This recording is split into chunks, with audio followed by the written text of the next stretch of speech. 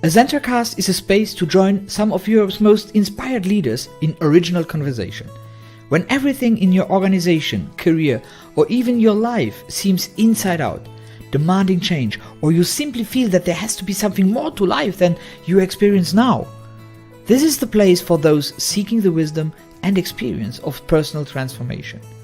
Together, we will explore the intersection of our material and spiritual worlds, and how we align this perceived separation in our professional and private lives. Stick around, you might just walk away with the insight you seek for the best version of you to show up.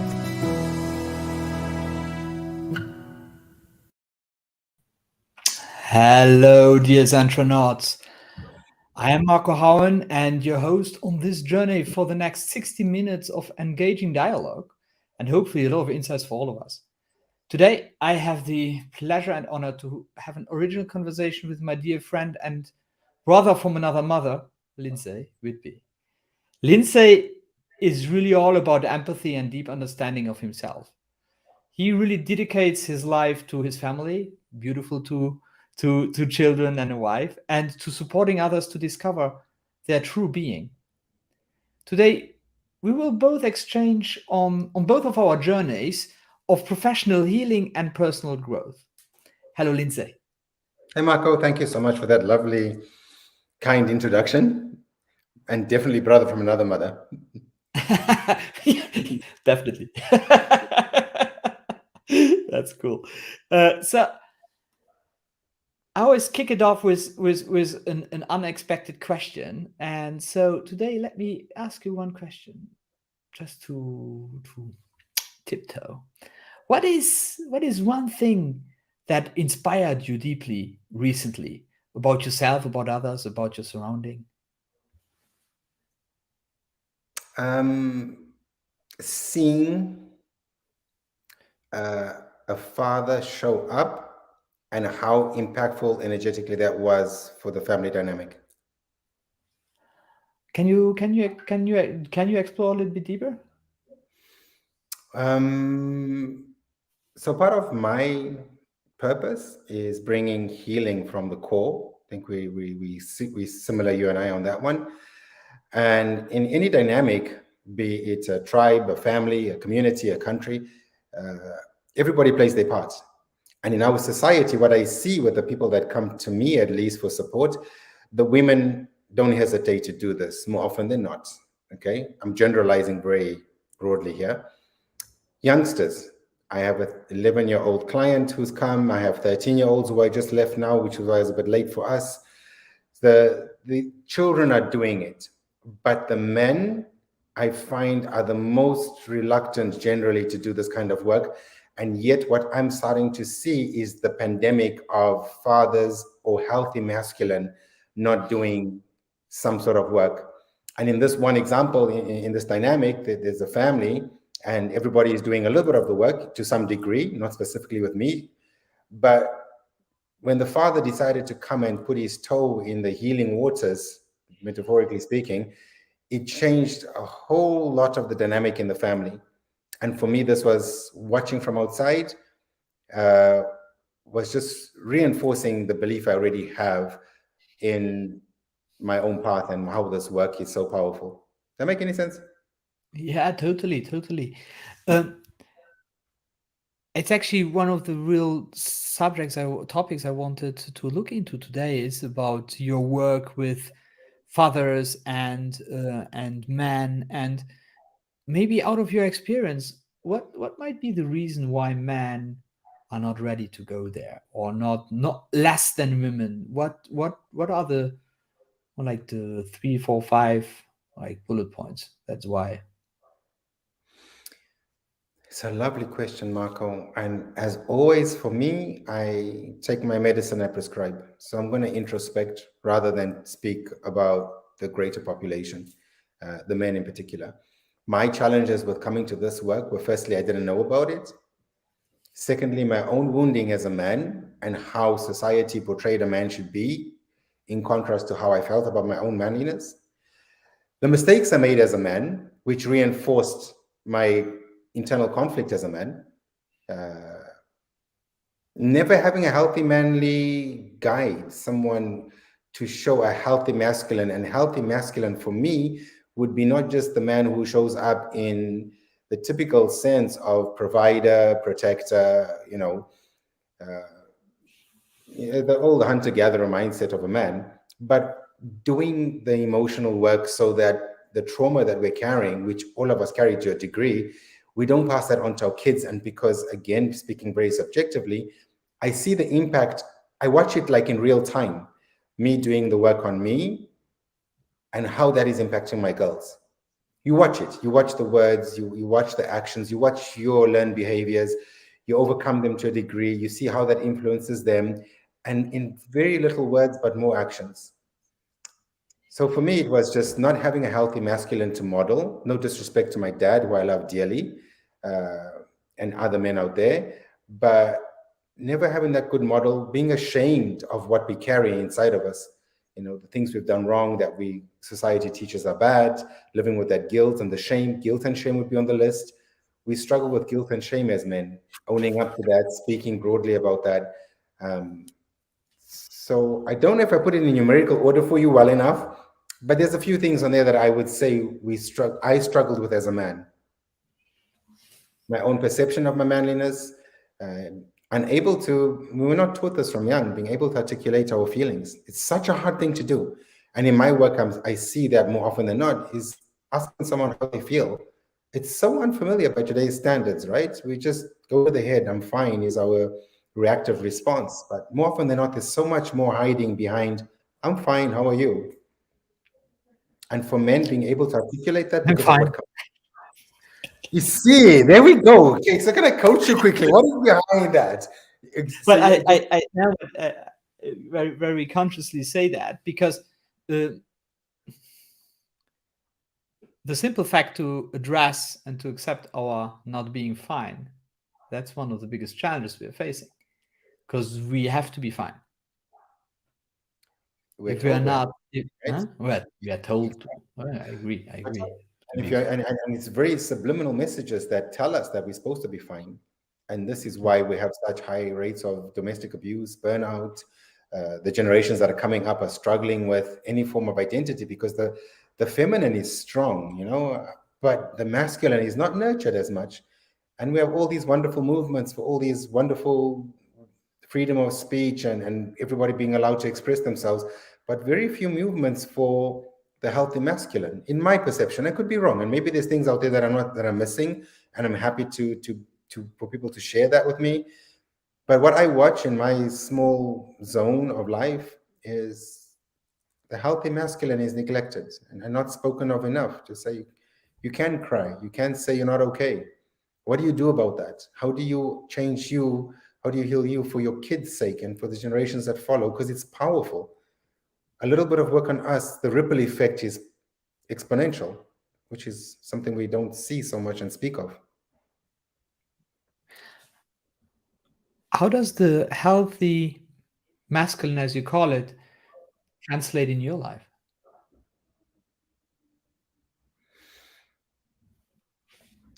Being able to say, I'm not okay. Being able to say sorry for the things that I've done that before pride and ego and wounded inner child, mine is very wounded, would defend me from ever wanting to say, I'm sorry. Can you help me understand? Can you teach me? Can we talk about this? Let's go back to the table. I know that I have my coping mechanisms that sometimes when I'm triggered in certain aspects, like all of us, my defense comes up really fast for certain things. And now I'm able to witness that. And then you go into the conscious and not into the reactive mind, and you actually see, okay, there's my body tensing, there's my learned behavior, there's my reaction. How can I overcome that in this moment? Because it's in the moment for me, I believe, that the change happens. And in that moment, seeing the shame, seeing the anger, seeing the guilt, seeing the defense, and choosing something different in that moment, however minuscule, but choosing to do something different as opposed to what you know. That make any sense? It makes a lot of sense, especially, yeah, if you do what was already done. Most of the times, it's something which which comes from an external source, which then, as a man, for you, for me, and for most of men, I think it is our role model which we had or have, which are the male role models we are taking. So some of them are lucky. Some men are lucky to have loving and caring and role models like that. The generation of my father wasn't a very great man, but was not the role model of being there for me or thinking about that. That was not. That's not his. It's not him. It is the way how he was brought up. Absolutely. Now, the only way to get out of that is uh, through getting aware of it. Because when we are aware of it, then we can choose. That's very true. And I echo your sentiments. We've spoken about this many times between us about the passing on of the fathers to the sons, and we're speaking very masculine here. And I guess this could be applied to the girls as well. But my dad was an amazing man. He provided so well for us. But what he didn't do is bring that emotional balance, which I see in society now. Like we said, men show up, they're strong, they go to work and they provide, and when they can't, they struggle with that. But finding that emotional balance, being able to speak about the emotions, because as we know now, emotions are behind every physiological discomfort we have, whatever illness we're struggling with, whatever discomfort from addiction, it all starts with an unsettled blockage in emotions, right? And if we can't articulate that, it's hard to be with it. It'll always be expressed in unhealthy ways, which is where we get the term toxic masculinity, which I'm very much against.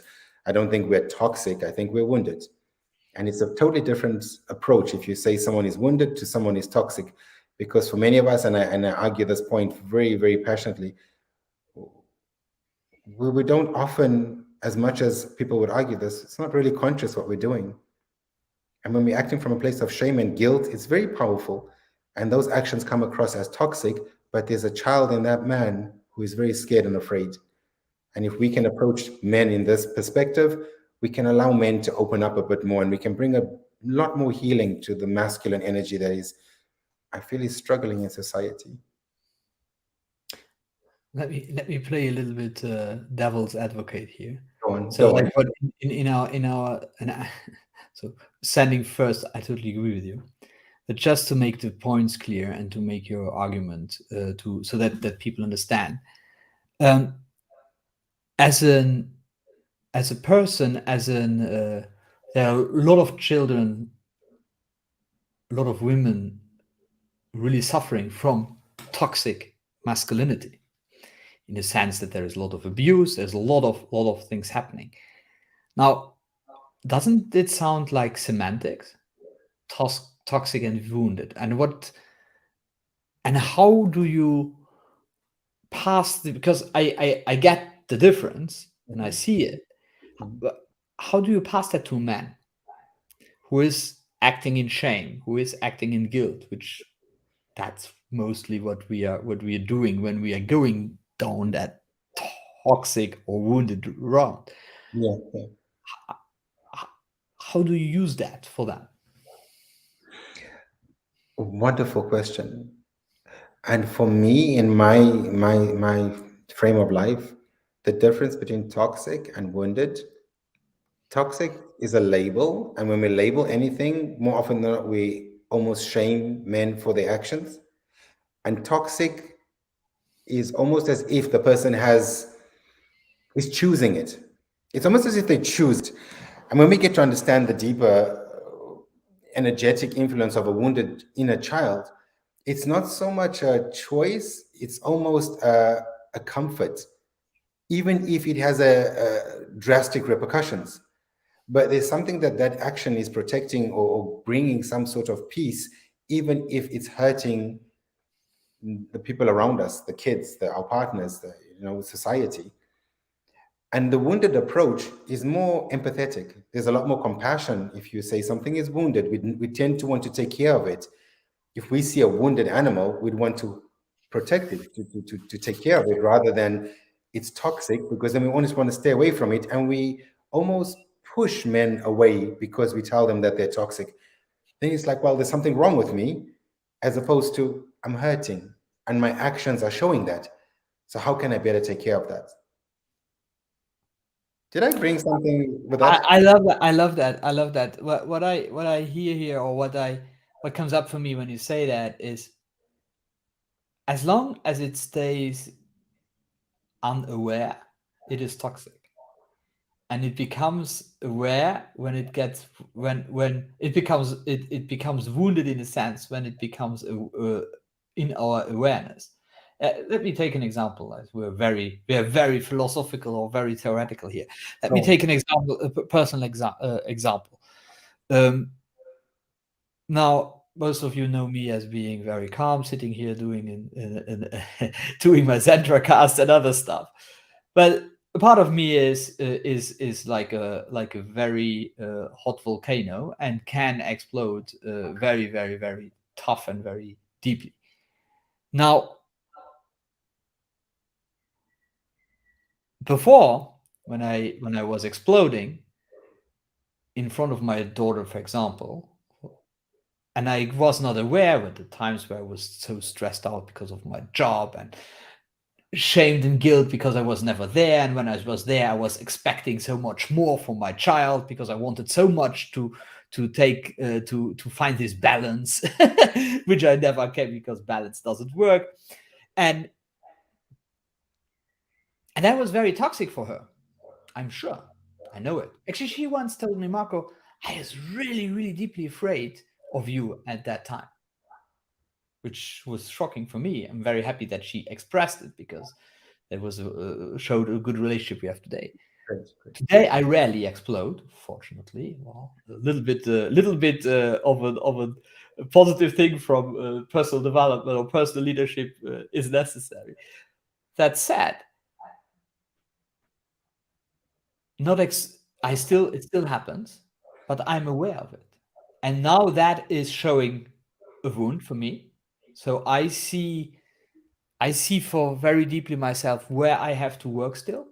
So I analyze the trigger, look into it, and it also opens up for me the possibility to tell to say to my daughter, sorry, just fucked up right now. That was not good. I'm really sorry.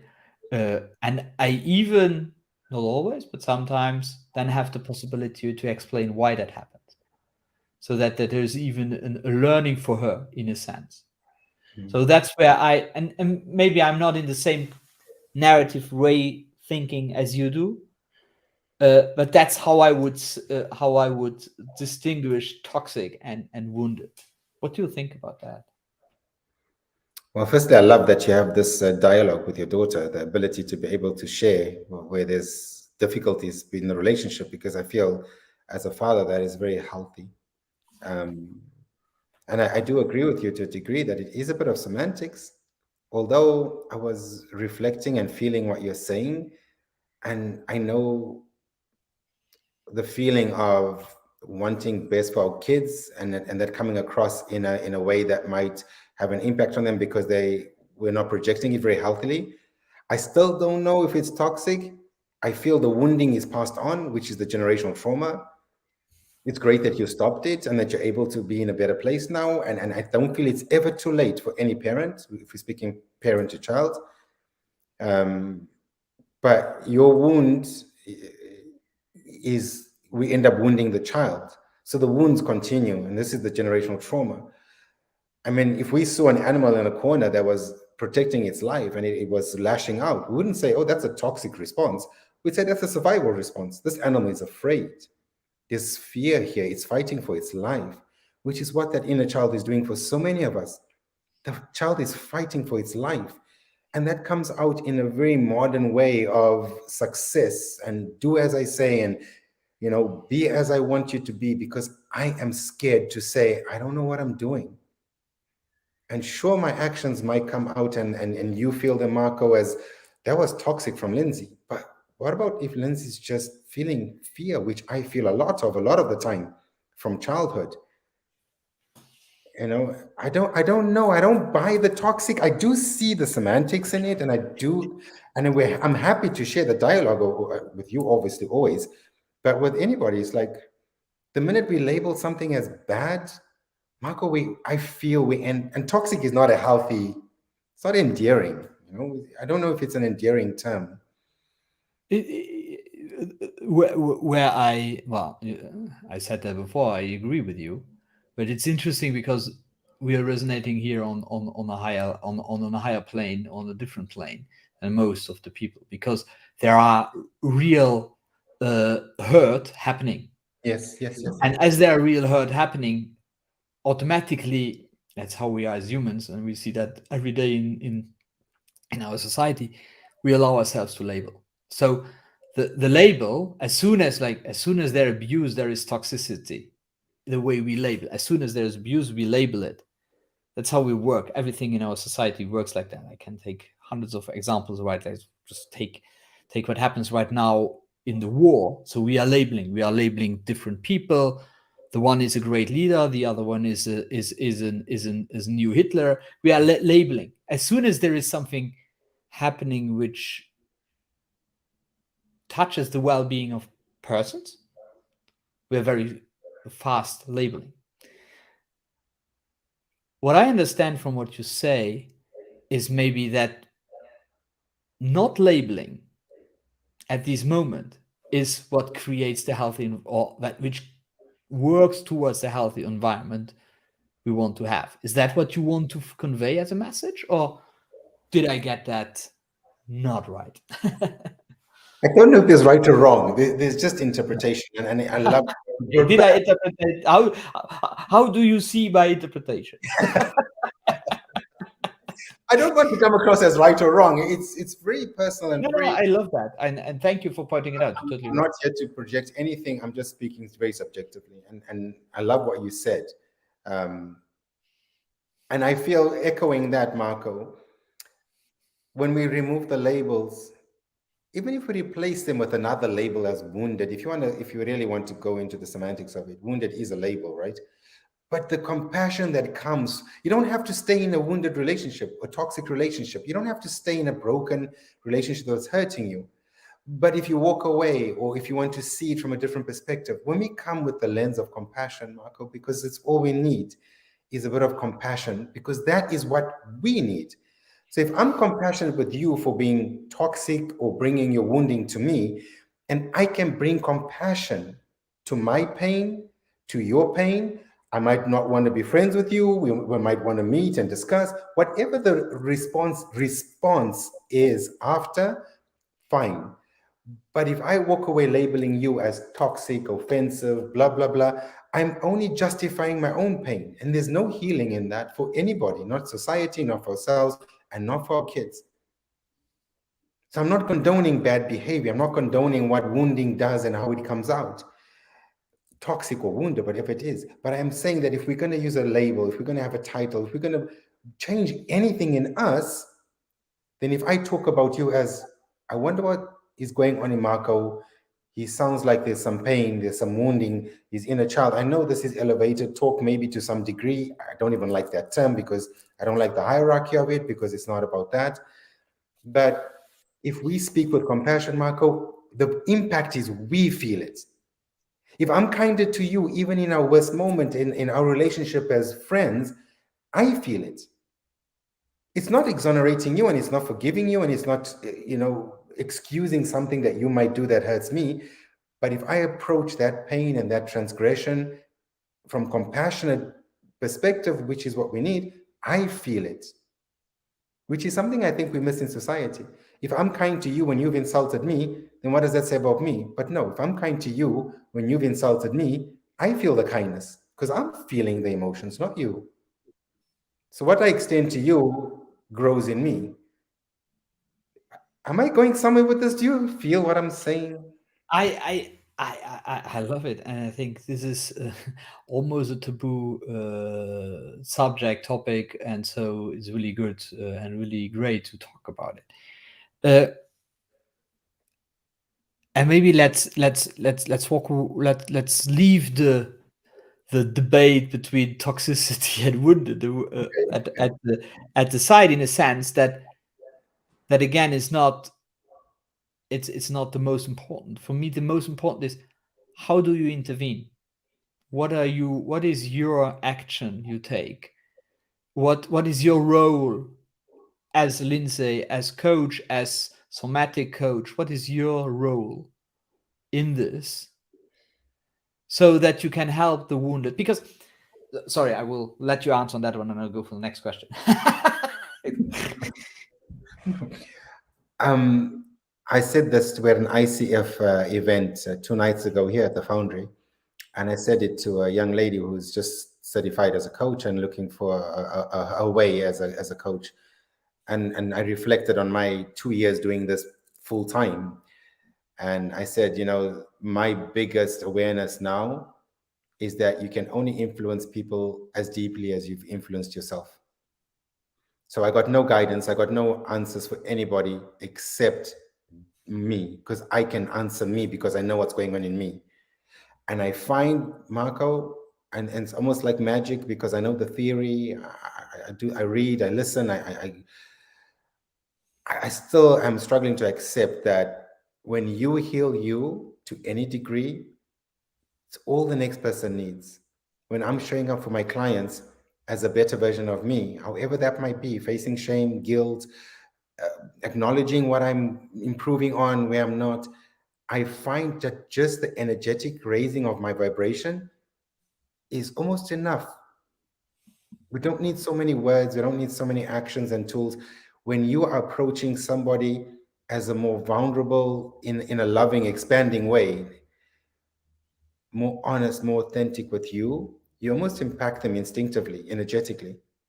And so I don't know if I'm answering your question, but I would say I'm working on me more than anything else, not influencing anyone, not trying to be a better coach, a better father. I'm trying to be better with me because I struggled to be with me for all my life. And so when I tried to be in better relationships, a better coach, a better father, I was only projecting what I couldn't be within me, or avoiding what I couldn't be within me, or wanting to enhance what I could be within me. So it was always a reflection of me. So trying to make peace with me, Marco, because the war was always in me, which I feel it is for all of us. And so being more at peace here is the best message I can give anybody that I touch, through work, through being a father, through being a partner, through whatever it is I do. At least I kind of like this guy now. Kind of like him. Before I couldn't see him. I'm watching my reflection. I used to hate that. I used to hate seeing myself in the mirror. And this is something we do in coaching. Go look at yourself in the mirror. It's so hard for many people because we only see ourselves as a reflection of society, our relationships, our kids. I don't want to see me, so I need you to be a certain way. I don't want to see me, so I need to tell you to change. I'm like, we only see what we are. And I used to hate this guy. I used to hate him. I'm very happy to hear that that you're using past tense for that. Yes, it's sure. I know. That's good. I'm very happy. Clients that might be watching this will one day hear this, especially men, and we've shared this, and there's something powerful about a man and a man speaking and it coming out. It's so powerful. But and for me, like this, I don't know if he's watching or not, and he'll know. We worked for Calculax, and we had the same impression, Marco. We were good at sports. We were physically strong. All the wrong things for a wounded man because you hide behind. And then you can never be with that because it's always coming out as toxic or wounded. And I used to hate myself because of the conflict that created. Wow, that's very powerful what you said, and actually leads me into the next question, which is, what made you, or what trigger, what made you taking care of the wounded, Lyndsay? I get asked this a lot, even with my clients. Why do you do this, and what made you go on this path? Yeah, but it's not so much why you, but what was the trigger? Where did it start? One day when we prepared, you said I did this. I started to do my coaching work, and I started to become a coach, and so on. It's like, what triggered it? What made you going from, in my terms, from toxic to wounded? Marco, I don't know if there's any moment. I remember my first introduction to coaching. I was 26, going through a very, very painful. I was in a marriage and it wasn't healthy. And I'm sorry for that time, even though I didn't know better. I look back now and I'm remorseful, which is a good thing. But my stepdad introduced me to coaching. I can't say that was the trigger because I didn't become a coach until 13 years later. I do know one thing that encouraged me very profoundly was Sophia, my oldest daughter. She came 4 weeks early, and I was not in a good place. But the minute I saw her, and she held my baby finger in the incubator because they had to put in the incubator for a few hours just to make sure she could keep her breathing. And I went and she held my finger. It was an energetic thing. It wasn't a conscious, this is what I'm going to do now. It was just a feeling. And I feel so much love and power now. I think you're sending me some, but I can connect to my body more than I ever could. And I can feel the elevation and the decrease in my energy, my love, my pain. But Sophia was a big catalyst, and I'll always hold her to I'll always blame her for that, because this work is hard. I think it's a good thing, but it's hard, Marco. And I don't know if there's a particular moment. I say Sophia because I remember that one profoundly. There's been moments on the journey, relationships, my other daughter. But I don't know if there was a moment and why, and I can't answer that. Yeah, it's really interesting because there's rarely one moment. So There's so one. we that said, there is one moment you come up with. There's this moment where now you say energetically something shifted. Because and that's great. I'm very. I think it's important to understand where we're coming from and how could we go where we are going now. It's like for me, I say I solved problems, personal problems for people when I was 10 years old. I was like, I was a woman's man, but not because of the men, but because I listened to them and I helped them to solve their problems. All that, there are so many of these things which happened in my life, but there's one moment where I decided for myself that is now this will become my life. I decide that this will be my life as of now. So for you, it is maybe not at that moment you saw it, but I feel that very deeply what you say. Like at that moment, something shifted. You shifted from being, actually, you embraced, and that's my interpretation. So please shoot me if it's not like that. But what I feel is you embraced at that moment your true, in our terms we talk now, your true manlyhood, which is you became a father deeply, and you felt that and said, okay, let's go of all the rest. Let's find a way to let go of all the bullshit. Is that something which resonates, or you say, Marco, just stop it? Well, firstly, there's no Marco stop it in my world because it's informative. It's powerful to get a different perspective. So it's like Marco, carry on. I'm reflecting and seeing where the truth is for me, what your truth is, and mixing those because it's very powerful to get feedback. But I feel as a father, Marco, I love being a dad. I struggle with other dynamics in me. Being a partner, I don't like to say this, but I don't feel I'm a very good partner due to my own relationship with myself and my childhood and my perception of myself. But being a dad, I love it. And yes, I feel being a dad, there was that moment of Sophia where energetically I made the decision to be a good father. And I feel I'm a great dad, if nothing else. I love being a father. I show up for them. I've got my things to work on.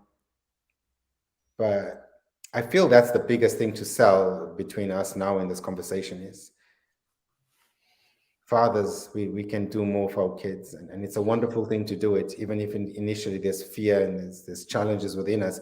The minute you see what you can do for your children in terms of taking care of you, it inspires you to do more. It becomes addictive almost in a healthy sense, if that's possible. Did I go somewhere on top of what you went? I hope I added to that and mixed it a bit and Absolutely. made it more. Absolutely. So this is what we call flow. So Just thinking like, okay, I was like, oh my God, did I get to where we're supposed to get to if we're supposed to US? but uh, it's all about these perceptions we have, and we all got some kind of a role model of how a man should be, a woman should be. So not exclude women, because it's different subset of challenges, but the same challenge. Yeah? So we all get this, and we all are today in a society where we start to ask, we ask ourselves way more of these questions than any time before, at least in the last 1,000 years, let's say like that. And so accepting our true self, it's like accepting who I am rather than letting these role models take over for the rest of our days. I think that's what I feel as my life's work, because it's an inside work. It's never an external work, it's an internal work. Working on how do I want to show up as a father? How do I want to show up? How did my father show up? Is that the way? And I see that, I will be very honest on that. I see almost every day, I see traits and reactions I have, not bad, but like on the path of self-awareness, you just don't stop to get aware of stuff. And so it's like I see things, how I react, and then I just say, okay, is that great? No. Do I want that? No. Okay, I'm not bashing myself up for that. I'm past, fortunately, most of the times past this shame and guilt phase, but it allows me to get aware of it. So it comes back to my deep belief that it's only through awareness where we are able to really go deep for ourselves, and to, at the end, to heal the wounded child. We had a break, Marco, for a second. Where I'd lost the signal. I don't know if it was on my side or yours, but there was a minute I lost you for quite some time. I sent you a message saying I've lost you, but I think we're good No, again. Can you see me? I can see you. It's good that I spoke then, because I was. It looks like everything worked fine from my side. Okay, that's good. So maybe it was my side. Yeah. So, from your perspective, how do we heal the wounded heart, the wounded man and or women's heart, or yeah, masculinity or femininity?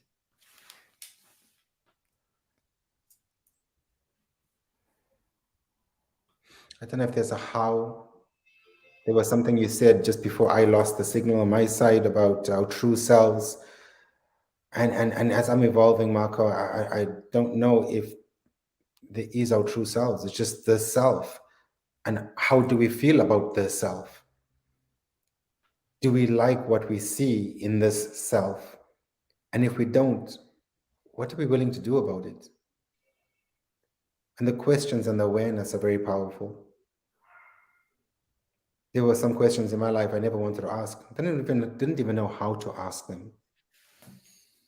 And I'm grateful for men like you and for my coach and for the men I've got to work with and the little boys I work with, because each man that I come across, each little boy that I work with, that I come across, gives me a moment of introspection into the places in me that I'm unaware of, don't want to look at, don't know how to look at.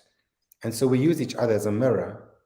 And I love what you said. We're speaking more masculine, but this applies to women, and it's not to disregard women. I just feel that women are more biologically and by nature attuned to the emotions generally. So I guess to heal the masculine, the heart, the inner child, it starts with stopping and looking in the mirror, feeling inside you. Are you feeling at peace? Are you feeling love? Are you feeling joy? Because sitting here now, even with my life, there's certain areas of my life that require a lot of effort, a lot of work outside of me I could say he's quite a mess. But inside Marco, I've never felt more complete, never felt more okay with who I am. And I guess that would be a good start for people, for men, for women. How do you feel about you? If you took everything around your way, how would you feel just being with you and see what's there to start off with?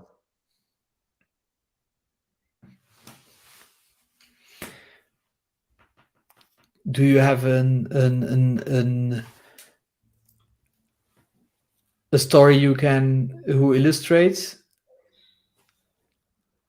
or where you took action for yourself, where you were able to, yeah, can you share something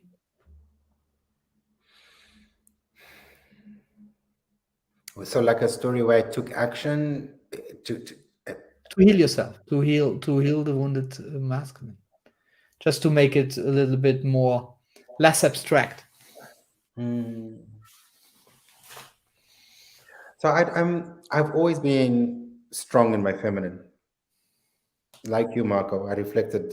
We've said this before. Growing up, I was always more inclined to be with the women because I was safer in the feminine energy for me.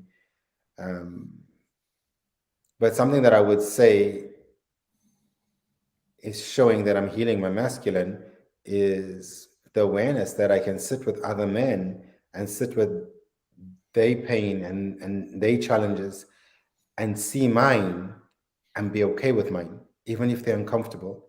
And I see it in my work with men. Like I said, I'm attracting more men than I've ever even intended to, because I thought I'd become a coach for women. It wasn't spoken, but I was always wanting to go to the feminine because that's my comfort zone. I was more comfortable with the feminine energy, so I always avoided the masculine. But seeing how I can sit with another man crying and being able to allow my tears to come and not feel shame that I'm so emotive, because I could cry easily growing up, and that wasn't allowed growing up as a man. You don't cry. And I remember that getting beaten out of me. You're crying and you're getting beaten to stop crying, and it creates so much trauma in the body that the minute your tears come up, you find your body fighting to push them down instinctively. But sitting with other men and doing some men's work and sitting with my own shame and guilt as a man and being okay with that, I would say something I'm very conscious of now. Did that answer the question? That's I don't know. 100%. Sorry, I'm It going. is. You catching me, and I'm going into me and feeling me, and I don't know if I'm bringing the answer. So You totally do, because it, especially what resonates with me is the fact that, like for us men, it was a lot of us. It was about crying, about showing emotions. For women, it is so much about being in their place. Don't go out of your place. Don't. It's like that's the conditioning they got. That's actually why we see, and rightly so many movements of women who try to get to not try, who are stepping out of that, going into their power and getting into their power. That's actually why I believe why this is a narrative which is so much used in this female empowerment, is get into your power, because from their perspective they were always put down in any moments. Like, okay, there's a be a good girl. yeah, Like, and it's like, for us it's a, who are you? mm, You're crying, you have to be a man. yeah. That's that. So, and what I really like to stress out here is that I think it's really deeply not about uh, wounded man or wound. It's not about only wounded man. We all got wounded in a sense, and we all are in this society now, which as a collective got an awareness moment for 2 years sitting at home, which, like, we are talking about 7.9 billion people, not everybody at the same time, but like that never happened, that almost everybody was facing it himself Mhm. during that time. So we are in a huge awareness moment. And that's actually why so much things are breaking up now. That's why we can talk about this stuff easier now than before. So many. Like, I just had lunch with which is a good coach, hopefully listening. And she and we talked about exactly that. It's like, it's crazy how many post corona burnouts we find. Like, fuck, like, in the sense, you can say, how can people be burned out? They were sitting at home. But like, for one side of it, but we are, because we all had this awakening moment, in a sense. For some, it went very well. Like, my story of corona was okay, great. I was sick, and it really helped me to grow. For some, it's a difficult one, and that for me explains why we are really walking towards this, to these questions. And that's why today also we are ready to talk about it. I was not ready to talk about these topics 3 years ago. Talking about masculinity, so, don't touch that. I agree with you, and I feel it's adding to what you said, Marco. Yes, there is a movement. What I was feeling when you're talking is something came from Ram Dass. You know Ram Dass? Absolutely. I don't know why I asked if you know, because I knew you knew, even though I didn't know you know, but I would have known you know. I should have known you would know. Sorry, that was me. There was a question someone asked him about, are we in the beginning times? There was a name for it. I can't remember the name. Or are we in the end times, the apocalypse? And he said, I don't know. But regardless if it's the beginning, a new age, or the end times, I still have to do my work. It doesn't matter whether the world is ending or new beginning. I still have to do my work. And what you triggered in me when you're talking is all the movements. What I feel, any movement that I find myself drawn towards, I stop and ask myself, is that my ego? Because the only work I can really do is with me. And when I change me and I heal me, I don't need to be in any movement. I find that I energetically change the whole collective. I know it might sound very deeply spiritual, but there's nothing more we can do other than ourselves. And I'm very cautious about going into movements, because then we have the same mindset and there's no growth there, because we all think the same, we all have the same perception, anger, guilt, whatever is in that movement and that movement is fighting for, then you're in a container. And I don't want to be in a container anymore. I don't feel anybody should be in a container. We should all be able to be free as we are, where we are. And anything that is aggressing you in society is a reflection of the pain you are carrying. So heal that first, and you'll find that thing doesn't aggress you so much anymore. But saying, I don't like this because blah, blah, blah. Well, why am I not liking it? And what is in me that is uncomfortable? And we start there. Once you start there, you'll find that the minute you heal that thing doesn't aggress you so much. Absolutely.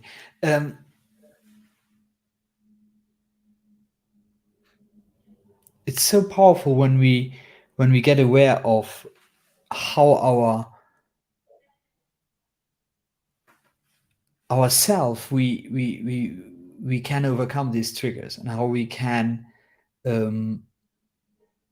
see them differently and heal it, and be like, this morning at 5:30 my phone rang.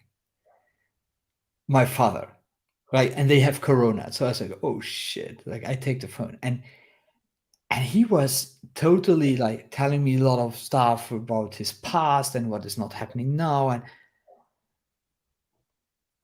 And yes, it triggered me, because that's the story of my life, these stories. But I felt just like, okay, I just needed 40 minutes of meditation to get over it. Normally I would have needed a week. And that is where this always getting aware of what is in me. Why does that trigger me? What does it do to me? And that's where I can heal it. I cannot change the past of my father and how he sees it. I tried that actually till quite recently, because I feel so bad for him suffering, but I can't. And that's where I join you on your thought process, saying we cannot we can only heal others through ourselves. That's totally how I see it. Creating of movement of people who are able to see that like that, that's my big vision. I think in your words it is counterindicative, but hey, that's how it is. I don't know, how do you see that? I would probably join your movement. Okay, I know I speak against it, but I'm probably. Well, I will talk about that more in the future. A lot of things are happening in that side, but in the end, it's all about, as you say, whatever comes from outside, which is affecting us, triggering us, whatever word we want to use, which makes us angry, which makes us sad. It's like, okay, where is it in me? Where is it in me? What is it in me? And not expecting to have the answer right away. That's actually one of the things I always did. Is like I ask myself the question, and then I don't have the answer. I say, oh shit. And then I start to bash myself up because I don't have the answer. So like that's not because then we go into that's the best step into a logic where we go into a forced, I call it forced spirituality. Like, Yeah. oh yeah, give me the solution, and then we're back to say it doesn't matter what dogma we are looking at. It's always dogma. I really like that, and something that I've been seeing lately, and I've had it with a few clients, is that looking for that forced spirituality, looking for I've put in the work, I need the answer, or I should be like this. It's removing the expectation of something to be logically explained, because it's actually a more energetic thing that we're doing. Then, like you said, the minute you stop and ask, where is that in me? You've already changed the loop. You've already stopped the hamster wheel from going. And that is more profound than actually thinking, how do I solve it? What can I get out of it? How do I change it? It's just stopping the loop, firstly, changes everything instinctively, right? Let me ask you a question to come back to the wounded man. Let me ask you a question. What has to change in society that wounded men will be ready to see themselves, to see the wounds rather than to see all the bad outside and trying to kill it in a sense, or sometimes literally? I don't know if there's anything that needs to change, because if I feel it needs to change, then I'm coming from my perspective, which is just mine. But Which is great. okay, thank you. There's my ego, like, oh, okay, appreciate that one. See, I know when to playing the game. I know when it's the ego and the self. The ego. So thank you for that, Marco. The ego is really grateful. But I mean it with sincerity. That I thank you for that. It means a lot coming from you. But I feel these conversations, Marco, and you doing your work, me doing mine, being able to talk about it. We have similar wounds, you and I, Marco, and being able to bring it to the table, because, like I said earlier, the ripple effect is profound. And if I can bring a better version of me after this conversation, and as the day goes, with all my pain and guilt and shame and love and power and joy, if I can bring a better me, and I can honestly believe that any man I come across will feel that. And even if they can't make the step towards doing the work, they'll just feel a bit lighter in themselves. And it's all we I need. like that. A bit more lightheartedness. I like it. It's Eckhart Tolle talks about the people who, like, you have the frequency holders, as he calls them. These are the ones who are doing the work and very quietly and nobody knows. Then you have the ones like you and me who are doing the work and want to share.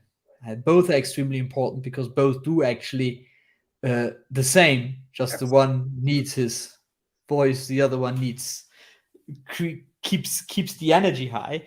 And so we can go into Schumann resonancy and so on, how that affects the world, and how the fact that millions of people, that you can measure actually the frequency of the planet by events like 9/11, a specific frequency. We're not going into the science now, but there is science behind it. A specific frequency on the Earth went down because the Pain. millions of people had pain. Mm. So if it can go down, it can go up. So if you have billions of people who keep a frequency high, that's how we can change something. That's one thing. But then we also need more and more people who get aware of that. So that's this interaction between both. And yeah, that's the reason why I do what I do, because in anything, in business, in private life, everywhere, we can bring in another level, another frequency level, and we can just raise it. And through this upscaling of the frequency, things will change. I had this morning this amazing conversation with some beautiful people from Slovenia, Ljubljana, and they talked to me about their business philosophy and how this is driven by, they call it spirituality. Okay, it's always spirituality is such a vast word today, but it's really like a way to not only, it's like the level, it's not only about the money, it's not only about the contracts, it's about how do we feel when we do that, how do we evolve as human beings when we do that.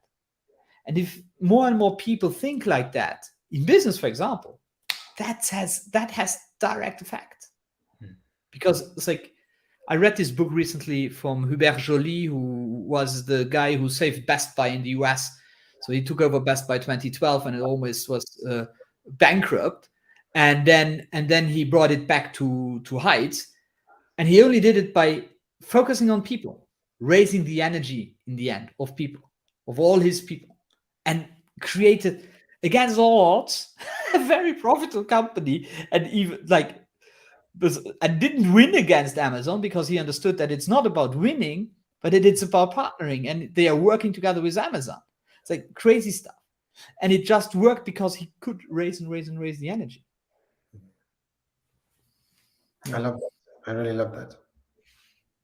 I feel it's happening even now. I feel it's happening, and as we're aware, I mean, so much is happening outside of what our five senses, right? So we see like 0 point something percent of the color spectrum, and here's 0 point something percent of the sound spectrum. So there's so much happening around us.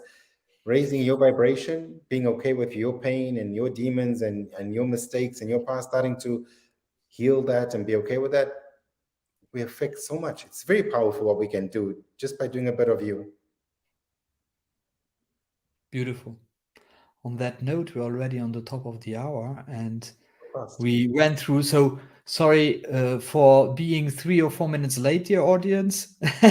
We had some technical challenges. No. We had some technical challenges. My responsibility is I didn't tell you everything the way I should have. My responsibility is I should have been earlier, and you're right. I was rushing from client to you, so I should have made a bigger buffer. Clients first, people first. But great. Thank you so much. This was an amazing conversation, as usual. Thank you for having me. I really enjoyed this dialogue, as always, with you. And I believe there's an audience out there for this. And I know that. We know that. So yeah, thank you, and talk to you very soon. Thank you.